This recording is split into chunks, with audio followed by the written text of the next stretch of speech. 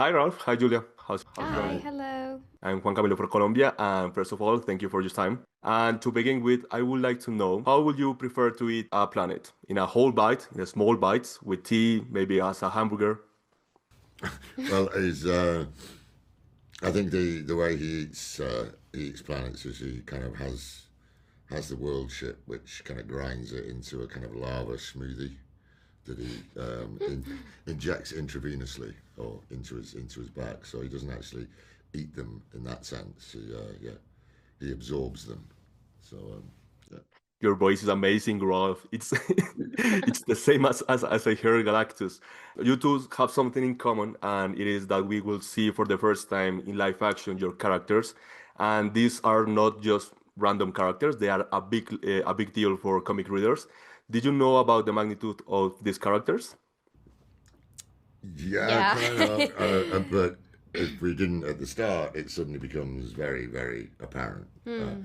I've got a 25-year-old son who's a Marvel obsessive. He loves it. So, yeah, as soon as I was considered for the role, he kind of turned into a Victorian school teacher and sent me into MCU boot camp and taught me everything for a good solid month. So, yeah, I was tutored very, very well in who Galactus is and where he fits into the world. So I know exactly how important he is, which is terrifying. Yeah, there's a responsibility, but it's also very exciting at the same time.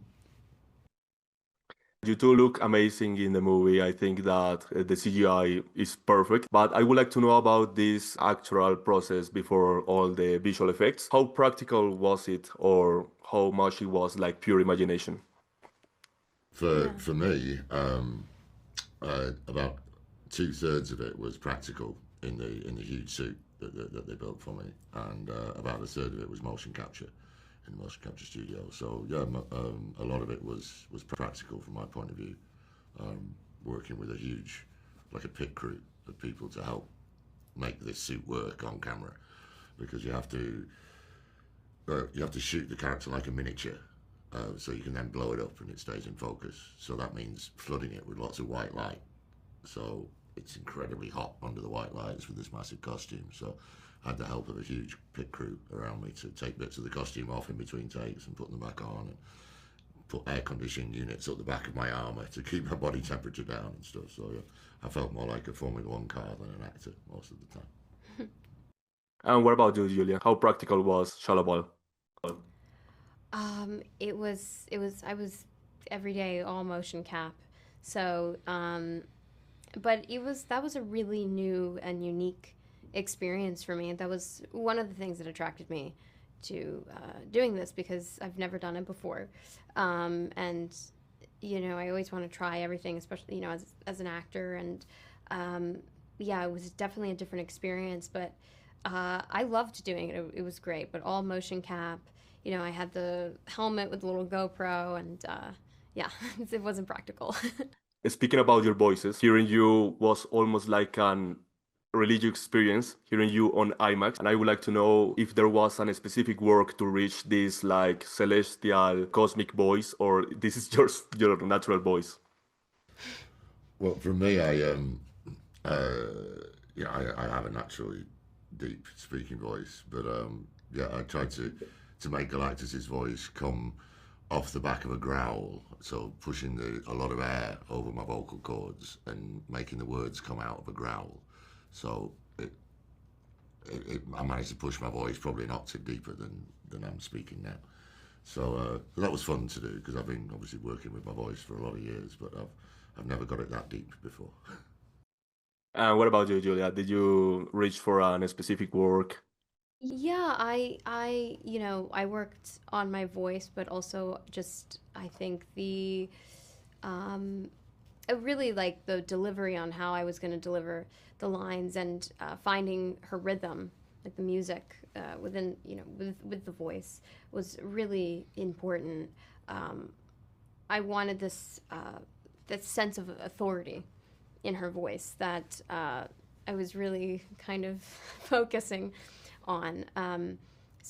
But yeah, just different things inspired me. So yeah, I love doing voice work. And you achieved it. This kind of authority. Yeah. Perfect. Thank you. And in this movie, the main villain has an insatiable hunger for planets. And I would like to know, in your own words, in your own life, what is this insatiable hunger that you have? This thing that you will always look for in your life? The first thing that springs to mind is beer. I have a deep love for beer, and I'm quite a devourer of beer. So, yeah, that's probably a not particularly spiritual answer, but there you go. I think I was gonna say, but then I was like, oh, maybe I should answer something like a beer. But the first thought that comes in mind is just great art and a strong point of view. I'm always hungry for that. Both of them are perfect answers. But beer is good too. Yeah, it's all about balance. It's beer and a strong point of view and a storytelling. Yeah, yeah. Those two things. Yeah. And if you could choose another two members, how will you build your own Fantastic Four? Of Marvel, of course. From Marvel. How if Well, we can so achieve... us two and two other Marvel characters to make our own Fantastic Four. There's somebody really powerful. Let's have the Scarlet Witch. Oh, You yeah, see? that's a good one. Yeah, so the Scarlet Witch should make it really, really powerful. And then, And what about Deadpool? 'Cause that'd be funny. okay, I Yeah. was gonna say Deadpool because it's super funny and very charming. Yeah. So that's a superpower too. Yeah, So Deadpool. Yeah, Scarlet Witch and Deadpool. Yeah. Deadpool and Scarlet Witch. I feel like Deadpool Oh, would be a Scarlet fun Witch, person to sorry, have some beers with. Yeah. We're just thinking making ourselves massively powerful, but also having For a bit all of- the beer. also having a bit of a All laugh. the beer in the world. Yeah. yeah. And this one is for you, Julia. And in this film, Human Torch and Shalabal has a special connection. And I would like to know, without giving any spoilers, what do you think they connected so well and had such an impact? Well, I think, I mean, I can speak for Shalabal, but I think she was very amused by him. And even though she pretends like she didn't like the attention, I'm sure she liked it a little bit, or enough to, be amused by him.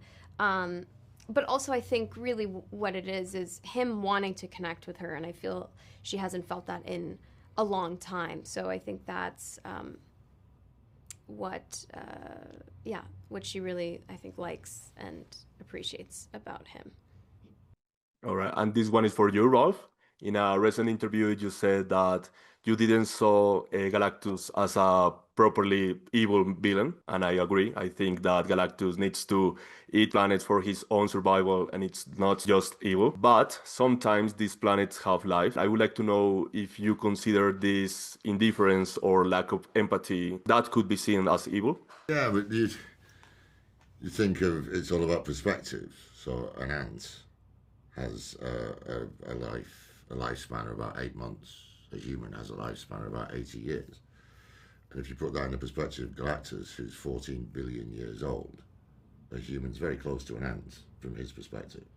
So, it's not evil, it's just irrelevant, and they're just insignificant to him. It doesn't matter who's living on the planet, that's kind of insignificant to Galactus. But I don't think that makes him evil, because there's no malicious intent. He is just doing what he has to do, devouring planets to maintain cosmic balance. So he's not kind of going, wah, ha, ha, ha, I'm going to eat your planet. He just does it because that's what he does. And this is my time, and to close this up, I would like to end this interview with, if Galactus was coming, how would you spend your last day on Earth? Hey, Juan, we gotta move on. Drinking beer. Devouring beer. Thank you, Ralph. Thank you, Julia, for your time. Thank you so much.